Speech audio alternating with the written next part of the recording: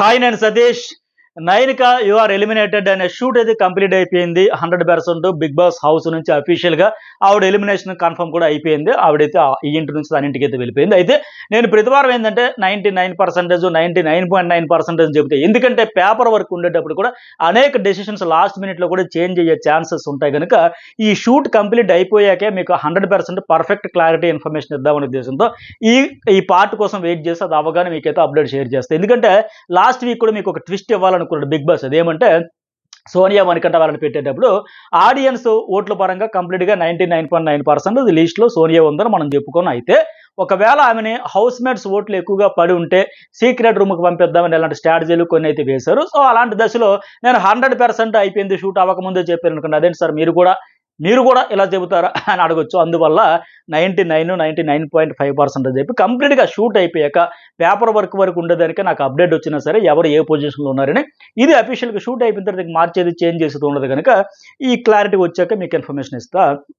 అయితే ఇక్కడ 5వ వారం తెలుగు బిగ్ బాస్ హౌస్లో ఒడియా అమ్మాయిలకి సెంటిమెంట్ లాగా అనిపిస్తుంది. గత సీజన్లో 5వ వారం శుభశ్రీ రాయగురు ఒడియా అమ్మాయి అవుట్ అయిపోతే ఈ సీజన్లో మళ్ళీ ఒడియా అమ్మాయి నైనిక ఆన్సర్ కూడా అవుట్ అయిపోయింది. అట్లాగే డాన్సర్ నైనిక ఎగ్జిట్, అలాగే మరో డాన్సర్ నైనిక పావని ఎంట్రీ కూడా ఒకే రోజు. ఇవన్నీ ఇన్సిడెంట్స్ లా అనిపిస్తూ ఉంది. మరి ఆడియన్స్ అలాగే రివ్యూర్స్ కన్ఫ్యూజ్ అవుతారా? ఇద్దరు నైనికలు ఉంటే ఇద్దరు డాన్సర్లే కనుక అందుకోసమా రెండు ఒకే రోజు అనిపించింది. అయితే మెయిన్ ఎందుకు ఇవిడ కనెక్ట్ అవ్వలేదు ఆడియన్స్ నుంచి, ఎందుకు ఎలిమినేట్ అయిపోయింది అనే రీజన్స్ కూడా వ్యాలిడ్ రీజన్స్ ఉన్నాయి. అవన్నీ కూడా చెప్పుకుందాం.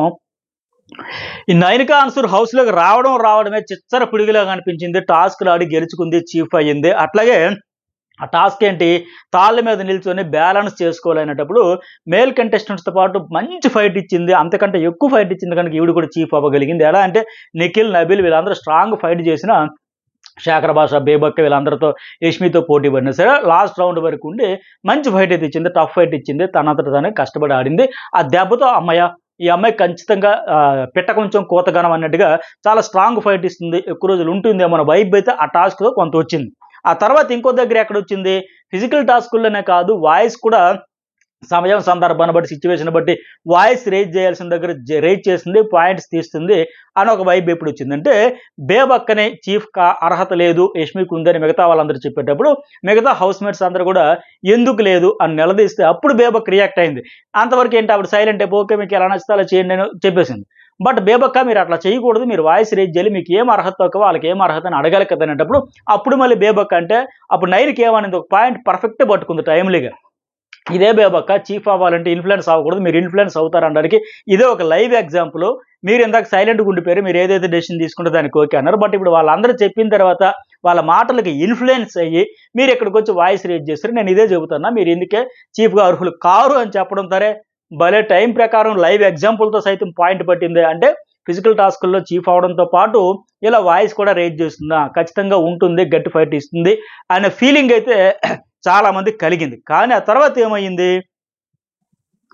అయితే క్లాన్ అయ్యాక మాత్రం కంప్లీట్గా పూర్తిగా సైలెంట్ మోడ్లోకి మ్యూట్ అయిపోయింది. నేను మాట్లాడకూడదు, నోరిపితే ముత్యాలు రాలిపోతాయి అనుకుందో ఏమో కానీ ఒక స్ట్రిక్ట్ రూల్ పెట్టుకున్నట్టుంది, మాట్లాడకూడదని, అందుకే సైలెంట్లోకి వెళ్ళిపోయింది. నోరైతే లాక్ చేసింది, జిప్ అయితే చేసేసింది. అయితే మరి ఫస్ట్ ఫెయిల్యూర్ ఎప్పుడు వచ్చింది, ఇంతవరకు పాయింట్లు ఎప్పుడు ర్యాచ్ చేస్తే ఒక సక్సెస్, అట్లాగే ఫిజికల్ టాస్క్లో ఒక సూపర్ సక్సెస్ కొట్టింది, చీఫ్ అయింది. ఇక ఫెయిల్యూర్ ఎలిమినేషన్కి రీజన్స్ ఎక్కడి నుంచి మొదలయ్యాయి అంటే ముగ్గురు చీఫ్లుగా నిఖిల్ అండ్ యష్మి అండ్ ఈ అమ్మాయిని నిల్చోబెట్టేటప్పుడు ఒక్కొక్క కంటెస్టెంట్ పేరు పిలిచేటప్పుడు ఎంచుకోవాలి, చూజ్ చేసుకొని నిఖిలేమో మణికంఠ, నీ అమ్మాయి ఆదిత్యమో, అలాగే యష్మి, పృథ్వీ, అభయ్, అలాగే సోనియా వీళ్ళందరినీ సెలెక్ట్ చేసి ప్రేరణ వీళ్ళందరినీ క్లాన్స్ని సెలెక్ట్ చేసుకోవడంతో పాటు అక్కడ యష్మికి ఒక మెంబర్ ఎక్కువ వచ్చి 6 అయ్యారు. సో పెద్ద క్లాన్ నీది కనుక నీకు ఛాన్స్ ఇస్తాను మంచి బిగ్ బాస్ కన్ఫెషన్ రూమ్లోకి ముగ్గురిని పిలిచి వర్క్ డివైడ్ చేయాలి, మీరేం చేయక్కర్లా లగ్జరీ రూమ్లోకి అని చెప్పేటప్పుడు యష్మి నిఖిల్ టీంకి ఒకటే ఒక వర్క్ ఇచ్చింది, వంట చేయడం. మిగతా వాళ్ళందరికీ 5 డిపార్ట్మెంట్లు ఇస్తే ఇప్పుడు చడీ చప్పుడు లేకుండా సైలెంట్గా కూర్చుంది. అది మొదటి ఫెయిల్యూర్.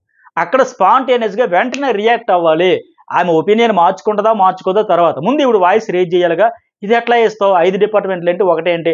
తర్వాత యష్మి దాని గురించి రీజన్ చాలా రోజుల తర్వాత ఒక 3 వారాల తర్వాత చెప్పుకొచ్చినా వంట 3 పూట్ల చేయాలి, 14 మందికి చేయాలంటే చాలా కష్టమైన పని, మీదే ఉంది, రోజు గార్డెన్ పోవక్కర్లా, బెడ్రూమ్స్ క్లీన్ చేయక్కర్లా, లేకపోతే రోజుకి ఒకసారి చేస్తే చాలు, అది 3 పూట్ల చేయాలి, ఇది పెద్ద వర్క్ కాదు కదా అని తర్వాత చెప్పిన ఆ స్పాట్లో నయనిక ఆర్గ్యుమెంట్ చేసి ఇది ఎక్కడ పార్షియాలిటీ అమ్మా, ఇలా ఉండకూడదు కదా, ఈక్వల్ చేయకపోయినా 6 డిపార్ట్మెంట్లు ఈక్వల్ చేయకపోయినా కనీసం 4-2 కూడా ఇవ్వాలా, నువ్వేమెట్లా ఏం చేస్తున్నావు అని గట్టిగా వాయిస్ స్పాట్లో అడుగుంటే బాగుండేది.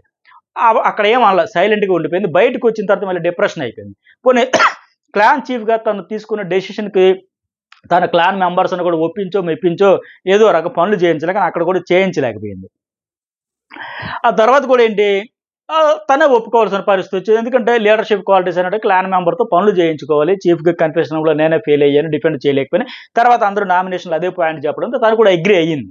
ఆ తర్వాత ఎట్లా అయిందంటే నైనిక క్లాన్ నడిపించడం కాదు, క్లానే నైనికని చీఫ్ని నడిపించే పరిస్థితి వచ్చేసింది. అంతలా లీడర్షిప్ క్వాలిటీస్ అయితే కంప్లీట్గా కనబడలే, అసలు లేవు అనే పరిస్థితి వచ్చేసింది. అలాగే అప్పుడేంటి, ఆ సీతా విష్ణుప్రియ కూడా మన బొమ్మ పగలగొట్టి నువ్వు అవ్వకూడదు అనేటప్పుడు నేను ఎందుకు అవ్వకూడదు, నేను ఆల్రెడీ చీఫ్గా చేశాను కదా, మళ్ళీ చేయకూడదు ఉందో అవ్వకూడదు ఉందంటే, అప్పుడు అంతకు ముందు ఆ క్లాన్గా ఫెయిల్ అయ్యేటప్పుడు సీతా విష్ణు మాది అంతర్గత ప్రజాస్వామ్యం ఎక్కువ, మాకు ఫ్రీడమ్ ఎక్కువ, మా క్లాన్ చీఫ్ నైనిక తోపు, దమ్ముంటే ఆపు, మాకు కంప్లీట్ ఫ్రీ హ్యాండ్ ఇచ్చింది, మేము మా డెసిషన్ మేము చెప్పొచ్చు, మా ఒపీనియన్ మేము చెప్పొచ్చు, ఇవన్నీ మాట్లాడిన వాళ్ళు ఇక్కడికి వచ్చేసరికి అట్టర్ ఫ్లాప్ అయింది, డిజాస్టర్ అయింది. కనీసం నోరు విప్పల, కామ్గా కూర్చొని అక్కడేమో పనులన్నీ చెబుతూ ఒప్పుకొని వచ్చింది, ఎక్కడేమో మనతో పనులు చేయాల్సి వచ్చిందంటే కేవలం ఈ నైనిక ఫెయిల్యూర్ వల్లే వచ్చింది.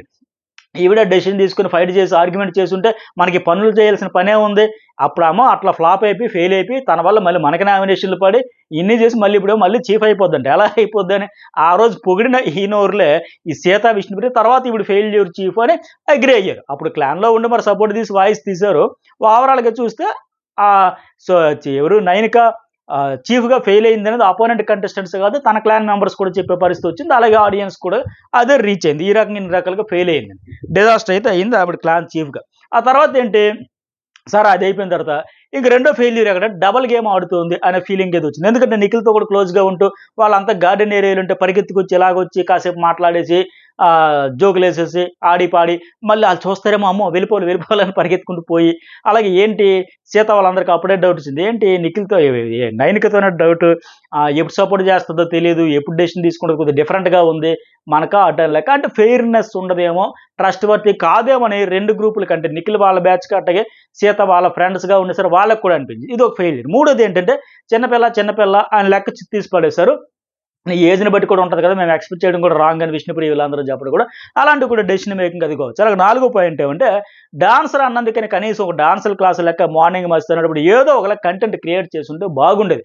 ఆఖరికి వాళ్ళ అమ్మగారి లెటర్ కూడా అమ్మ డ్యాన్స్ చేయని పరిస్థితి వచ్చింది కదా, ఇప్పుడు ఏ రోజు కూడా ఈవిడ ఒక డాన్సర్ అంట అనే మనం చూసుకొని డాన్సర్ కేటగిరీలో వచ్చిందంటే మనకు మనం ఇన్ఫర్మేషన్ తెలుసుకోవడమే తప్ప ఎస్ ఇప్పుడు అద్భుతమైన డాన్సర్ అని ఒక్కరోజు ఇంత పెద్ద ప్లాట్ఫామ్ మీద నిరూపించుకోకపోతే, తన టాలెంట్ ప్రదర్శించుకోకపోతే ఇంకెప్పుడు చేసుకుంటారు. ఏదో బిగ్ బాస్ కూడా అప్పటికి అమ్మ నువ్వు డాన్సర్ అమ్మా ఒకసారి డాన్స్ వెయ్యమ్మంటే నేను మణికంఠతో కానీ అట్లా వచ్చి చేసిందే తప్ప తనంతట తన కంటెంట్ క్రియేట్ చేసుకునే దానికి ఎంత స్కోప్ వచ్చింది. ఊరంతా రోజంతా బెడ్ మీద అలా కూర్చునే బదులు లేదా గాసిప్ గర్ల్స్ అనే ట్యాగ్ తెచ్చుకొని మాట్లాడుకునే బదులు నీకు ఈ స్టెప్స్ నేర్పిస్తా, ఆ స్టెప్స్ నేర్పిస్తే ఈ డ్యాన్స్ ఆ డ్యాన్స్ అని రకరకాలుగా డ్యాన్సులతో కంటెంట్ క్రియేట్ చేసిన ఫన్ ఎంటర్టైన్మెంట్ చాలా జనరేట్ చేయొచ్చు, కంటెంట్ క్రియేట్ చేయొచ్చు. బట్ ఏనాడు లేదు, ఆ ప్రయత్నం కూడా లేదు. డ్యాన్స్ వచ్చు అనే విషయం మనకు కూడా తెలియనట్టుగా అయిపోయి అట్లా అంత పెద్ద ప్లాట్ఫామ్ వినియోగించుకోలేక ఎంతసేపు ఆ సోఫాలో కూర్చుని బెడ్లో గుసగుసలు తప్ప వాయిస్ రేజ్ చేసింది లేదు, పాయింట్లు చెప్పింది లేదు. ఇంతకంటే ఆయన ఇచ్చే కంటెంట్ ఇంకా తక్కువ కావడం వల్ల ఆయన ఒకరోజు ముందు వచ్చాడు తప్ప అసలు కంటెంట్ జీరో అని చెప్పొచ్చు ఈవిడ నుంచి వచ్చింది. అయితే మొన్న వారం కూడా గత వారం నామినేషన్లో ఇలా నడుమే చేతులు వేసుకుంటూ ఊగుతూ కొద్దిగా యాటిట్యూడ్ అయితే చూపింది. ఏది లేకపోయినా ఆడియన్స్ పర్వాలేదు అనుకుంటారు కానీ ఎగతాళి కనిపిస్తే మాత్రం ఆడియన్స్ అయితే నచ్చదు.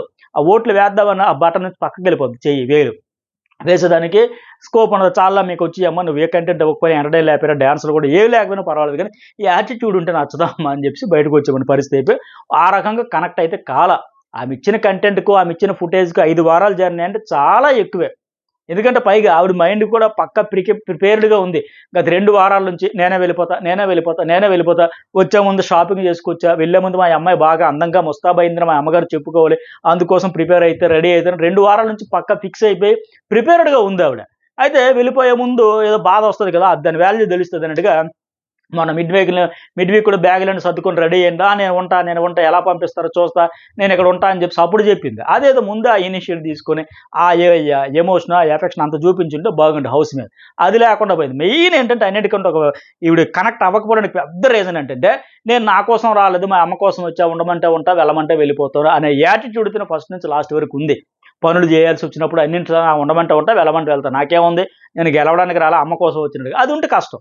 నీకు ఓన్గా జీలు ఉండి నేను ఆడతా గెలుస్తా ఉంటా, నేను గెలవడానికి వచ్చానంటప్పుడు అది నరాన వైబ్రేషన్ వస్తుంది. అంతే తప్ప అమ్మ కోసం వచ్చా, అమ్మమ్మ కోసం వచ్చా అంటే అదే యాటిట్యూడ్తో ఉంటే ఉండడం, లేకపోతే ఎక్స్పీరియన్స్ కోసం వచ్చాం అనే టైప్ ఉంటే ఇలాగే ఉంటుంది అనమాట. జర్నీలో ఆ వైబ్రేషను, ఆ ఎమోషను, ఆ ఎలివేషను రావు.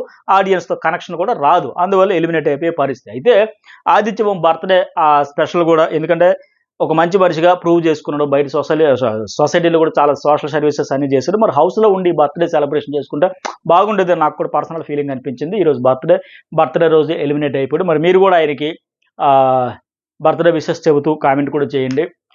వీడియో నచ్చితే లైక్, కామెంట్, సబ్స్క్రైబ్ అయితే మర్చిపోకండి.